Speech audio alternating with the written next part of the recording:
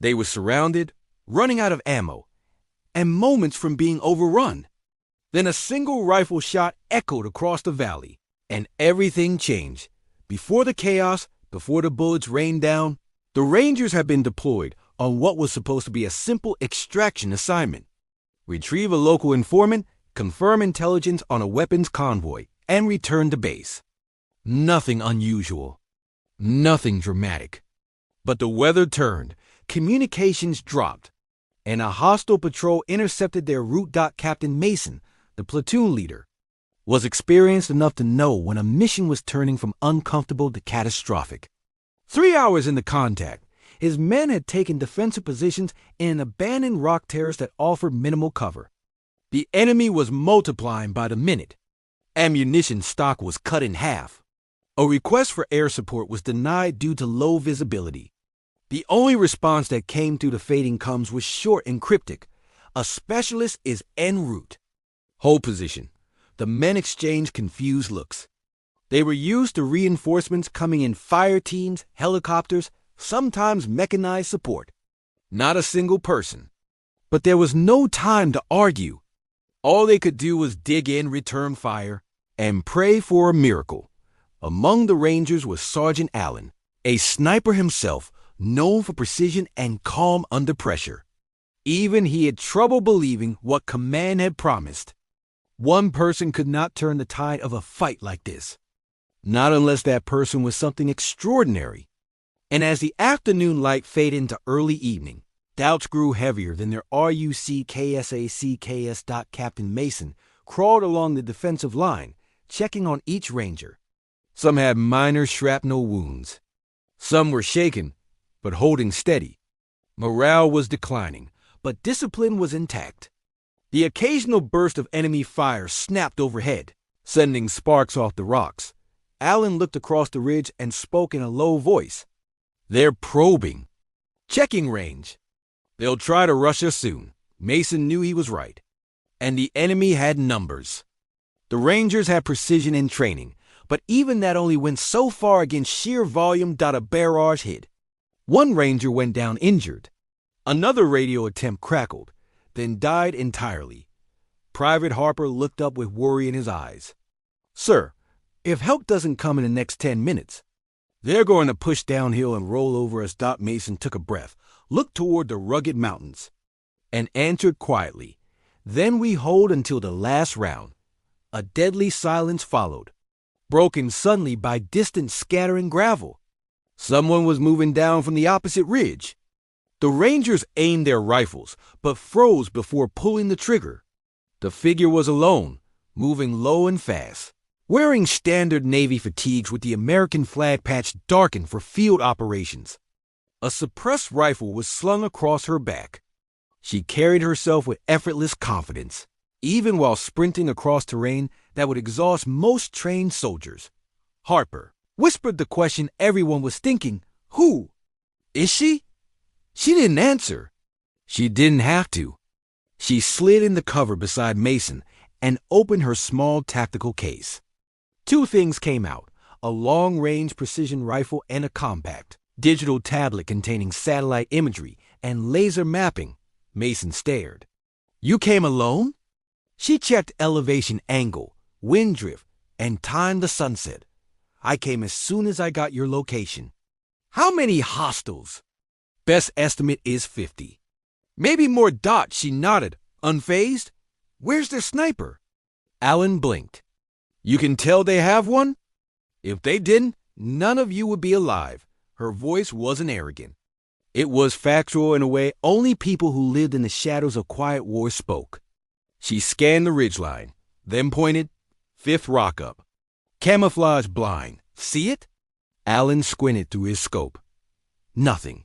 She removed her suppressed rifle, loaded a single round, and exhaled slowly. There. A shot cracked so quietly many Rangers didn't even hear it. But the enemy certainly did. Seconds later, their return fire suddenly lost precision and coordination. Without saying a word, she had removed the eyes guiding the enemy assault. The Rangers stared in disbelief. Harper whispered again, "Who is she?" Allen finally answered, "She's not Army. She's Navy. Probably. SEAL. The woman didn't acknowledge. She was already lining up another shot. Captain Mason forced himself back into command focus. We'll direct fire as you call it. Just tell us what you need. She shook her head. I don't need you to fire. I need you to stay alive. For the next 20 minutes, the ridge became a silent clinic of warfare. Every time a group of hostiles tried to advance, a single suppressed shot dropped their point man. Every attempt to flank the Rangers met the same fate. She never wasted rounds, never hesitated, never repeated position. Mason had seen seasoned operators break under pressure. She moved with the calm of someone who had lived through battles nobody would ever read about in the news. Allen watched closely. Her precision was unreal. Most snipers made micro-adjustments after every shot. She barely needed them. Either she knew every external factor instinctively, or she had spent so long fighting in environments like this that calculation became intuition. But the enemy had numbers, and eventually they regrouped for one coordinated push. 30 fighters charged forward from the tree line at once.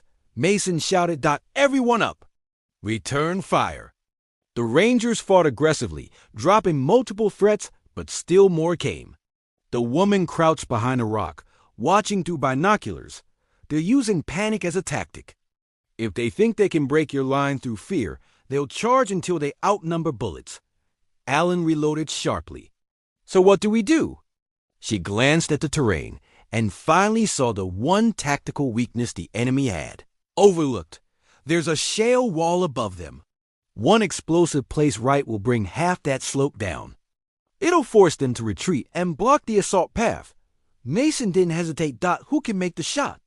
She was already sliding a grenade round into a modified rifle tube.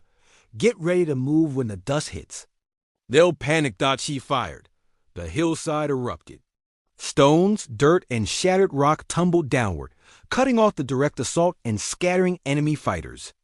Their attack momentum stopped cold. In the chaos, she switched back to precision rifle fire, eliminating the remaining leaders still trying to rally troops.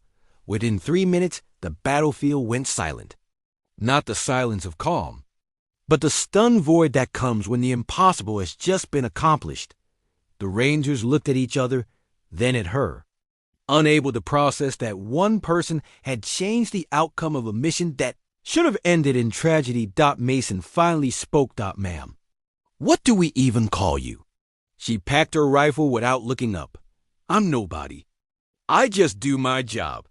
Allen shook his head. Nobody doesn't shoot like that.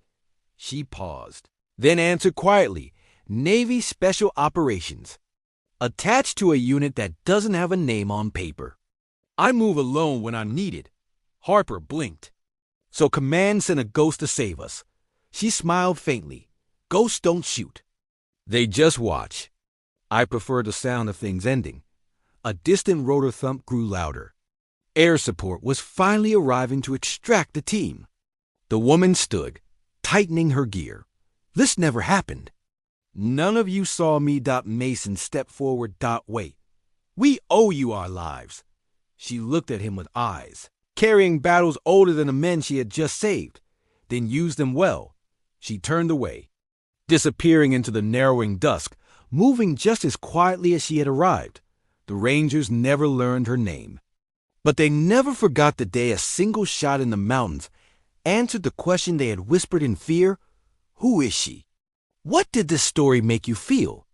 Where are you watching from? Subscribe to Soul Relief Stories for more real stories that heal the heart.